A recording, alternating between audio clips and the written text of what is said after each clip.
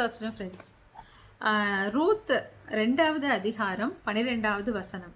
உன் செய்கைக்கு தக்க பலனை கர்த்தர் உனக்கு கட்டளையிடுவாராக. இஸ்ரவேலின் தேவனாகிய கர்த்தருடைய செட்டைகளின் கீழ் அடைக்கலமாய் வந்த உனக்கு அவராலே நிறைவான பலன் கிடைப்பதாக என்றான். நம்ம இப்போ டிப்ரெஷனை குறித்து நம்ம பார்த்துட்டு இருக்கோம். போவாசு ரூத்தை பார்த்து சொன்ன வார்த்தை. இது வரைக்கும் தன் மாமியார்கிட்டையும் சரி, தான் சுற்றி இருந்த தன்னுடைய சூழ்நிலையும் சரி, எதுவுமே தனக்கு பாசிட்டிவாவோ தன்னை பலப்படுத்துகிறதாகவோ தெரியாதிருந்த சூழ்நிலையில நான் ரூத்துக்கு முதல்ல ஆசீர்வாதமான ஒரு வார்த்தையை சொல்றது யாருன்னா இந்த போவாஸ். இந்த வார்த்தையை ரூத்தை பார்த்து சொல்றதுக்கு ஒரு காரணம் இருக்கு. ஏன்னா ரூத்து யார் என்பதை சுற்றி இருக்கிற வேலைக்காரங்க மூலமாக போவாசு தெரிஞ்சுக்கிறார். அப்போ அந்த ரூத்து காலையில இருந்தே கதிர் பொறுக்கிறா.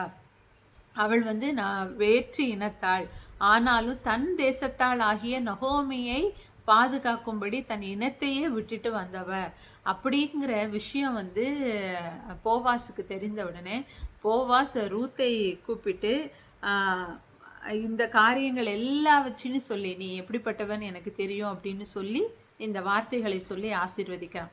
அப்போ கவலைக்குள்ளேயே இருந்த ரூத்துக்கு இந்த வார்த்தை எவ்வளவு பலனா இருந்திருக்கும். அவள் லைஃபுக்கே ஒரு பெரிய டிரான்ஸ்ஃபர்மேஷனை கொடுத்த வார்த்தை எதுனா இந்த வார்த்தை தான். அதாவது பின்னாடி போவாசம் கல்யாணம் பண்ணது, குழந்தைகளை பெற்றெடுத்தது, இதெல்லாம் அடுத்த கட்டமாக இருந்தாலும் கசப்பாக இருந்த அவள் லைஃப்பில் ஒரு பெரிய பலனை கொடுத்தது இந்த வார்த்தை.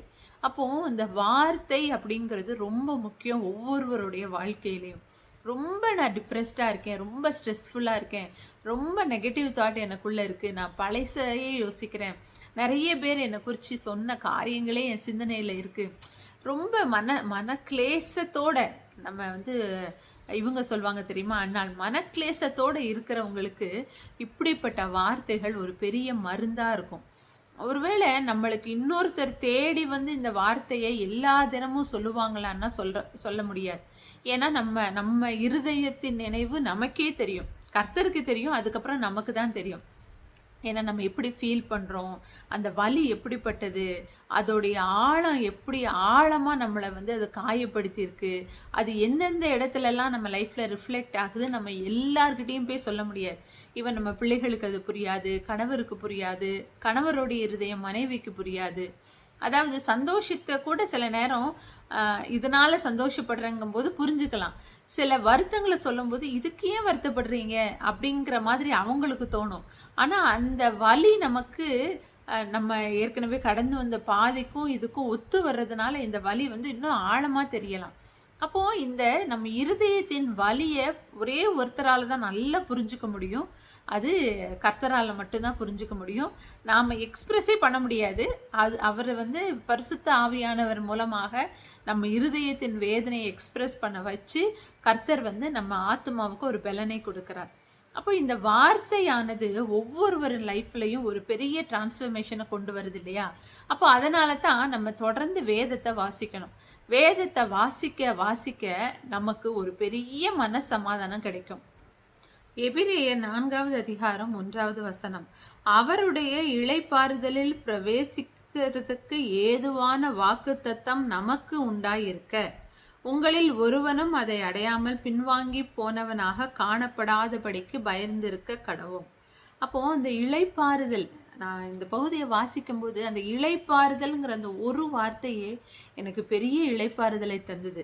அதிலும் அவருடைய இளைப்பாறுதலில் பிரவேசிக்கிறதுக்கு ஏதுவான வாக்குத்தத்தம் நமக்கு கொடுக்கப்பட்டிருக்கான். அப்போ நமக்கு வைக்கப்பட்டிருக்கிற சமாதானம் எப்படிப்பட்ட சமாதானம்னா, இந்த உலகத்துல இதுவரைக்கும் நம்ம அப்படி ஒரு சந்தோஷத்தை அடையவே இல்லை. அந்த அளவுக்கு ஒரு பெரிய சமாதானத்தை, ஒரு சந்தோஷத்தை, ஒரு இளைப்பாறுதலை தேவன் நமக்காகவே வைத்திருக்கிறாராம்.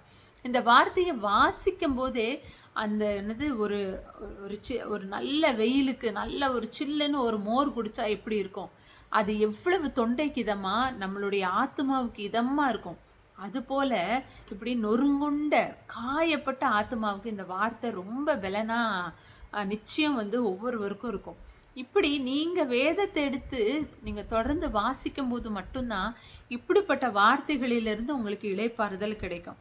இல்லை வேதத்தை கூட வாசிக்க முடியாத அளவுக்கு ரொம்ப மனசோர்வில் இருக்கீங்க அப்படின்னா நீங்கள் ஆலயத்துக்கு போய் ஊழியர் மூலமாக கர்த்தர் உங்களோடு பேசுகிற வார்த்தையாக இருக்கலாம், இல்லை ஆன்லைனில் யூடியூப்பில் எவ்வளவோ தேவ செய்திகள் இருக்குது, நீங்கள் அந்த தேவ செய்தியை கேட்குறதா இருக்கலாம். இந்த மலையாளத்தில் ஒரு பாட்டு உண்டு, கண்ணீரும் வீணாலும் ஒப்பி எடுத்து துருத்தியில் ஆக்குன்ன நாதன் உண்டு. உங்களுக்கு அந்த பாட்டு அது ரொம்ப காம்ப்ளிகேட்டட் மலையாளத்தில் இருக்காது, நம்மளுக்கு புரிந்து கொள்ளுகிற ஒரு லாங்குவேஜில் தான் இருக்கும். அதில் அந்த பாட்டுடைய வரி என்ன அப்படின்னா, நம்ம ஒவ்வொரு துளி தானே கண்ணீர் சிந்துவோம், லிட்டராக சிந்துவோம். ஆனால் அந்த 1-2 துளி கண்ணீரை கூட கர்த்தர் எப்படி துருத்தியில் வார்த்து வைக்கிறார் அப்படின்னா, ஒரு துணியில் தொடச்சி அதை பிழிந்து நம்மளுடைய கண்ணீர் ஒரு துளி கூட வீணாய் போகாதபடி கர்த்தர் துருத்திகளை நிரப்புகிறாராம். துருத்தி நிறையும் போது அவர் அளந்து எடுத்து நமக்கு அதுக்கு ஏற்ற மாதிரி பலன் செய்கிறாராம். அப்போ இந்த பாடலின் வார்த்தைகள் என்ன செய்யுதுன்னா, ரொம்ப ஒரு ஆறுதல், ரொம்ப ஒரு இளைப்பாறுதல், ரொம்ப ஒரு சமாதானத்தை நமக்கு கொடுக்குது. அப்போது நம்ம ரொம்ப டிப்ரெஸ்டாக இருக்கிறோம், ரொம்ப கவலைகளுக்குள்ளே இருக்கிறோம் அப்படின்னா, அந்த கவலையை மேலும் அதிகரிக்கிற என்விரான்மெண்ட்டில் நம்ம இருக்கக்கூடாது. நம்ம மேலே பரிதாபப்படுற யாராவது இருப்பாங்க, இது என்னங்க உங்களுக்கு போய் இப்படி ஆகிப்போச்சே, இப்படி பேசிட்டாங்களே அப்படிங்கிற நபர்களிடமிருந்து கொஞ்சம் தூரம் விலகி நம்ம வார்த்தையில் அமர்ந்திருக்கிறதோ ஆலயத்துக்கு போகிறதோ இப்படிப்பட்ட காரியங்களில் நம்ம ஈடுபடும் போது தேவ வார்த்தை நம்ம இருதயத்திற்குள்ளே இருக்கிற கவலைகளுக்கு ஒரு மருந்தாக மாறும். அவர் காயம் கட்டுகிறவராக இருக்கிறார். நொறுங்குண்ட இருதயத்தை குணப்படுத்தி தேவன் காயம் கட்டுகிறவராக இருக்கிறாராம். காயத்தை ஏன் கட்டுறாங்க தெரியுமா?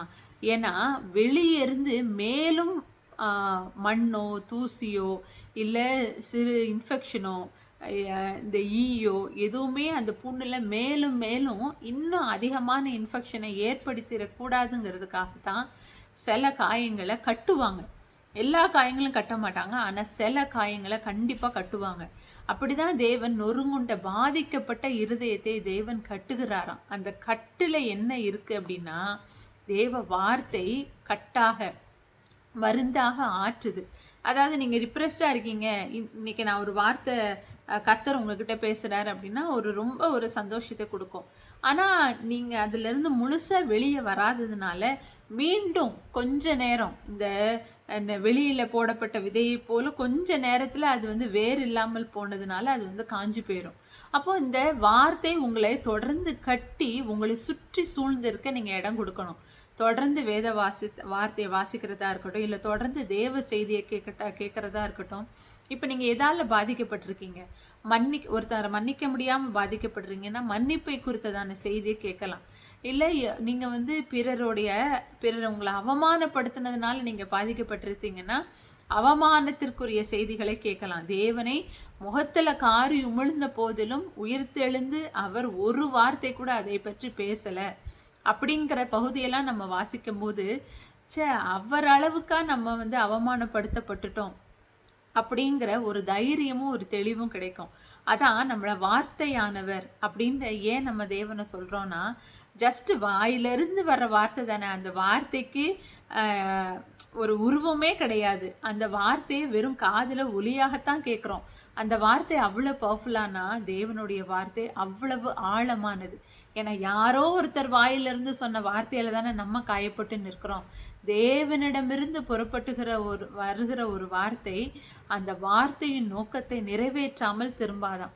உன்னை இளைப்பாறுதல் செய்வேன் அப்படின்னு தேவன் சொன்னாரு அப்படின்னா, உன்னை திக்கற்றவர்களாக விடேன் அப்படின்னு தேவன் சொன்னாருன்னா அந்த வார்த்தை நிறைவேறாமல் திரும்பவும் கர்த்தர்கிட்ட போகிறதே இல்லையா. அப்போ ரொம்ப மனசோர்வில் இருக்கீங்க அப்படின்னா நிச்சயம் வேத வார்த்தை தான் உங்களுக்கு கட்டு. தேவன் உங்களை குணப்படுத்தணும்னு விரும்புகிறார் அப்படிங்கிறதற்கான ஒரு பெரிய அடையாளமே நீங்கள் இப்படி வருத்தத்தில் இருக்கும்போது அந்த வருத்தத்திற்கு ஏற்ற விதமாக உங்கள் புண்களில் எண்ணெய் பூசுகிற விதமாக வருகிற தேவ வார்த்தை தான். அப்போ நீங்கள் தொடர்ந்து அதற்கு ஒப்பு கொடுக்கும்போது உங்களுடைய ஆத்துமா தேவ வார்த்தையால் காக்கப்பட்டு அந்த காயங்களிலிருந்து சீக்கிரம் வெளியே சமாதானத்தோடு தேவனுக்காக எழும்பி பிரகாசிக்க முடியும்.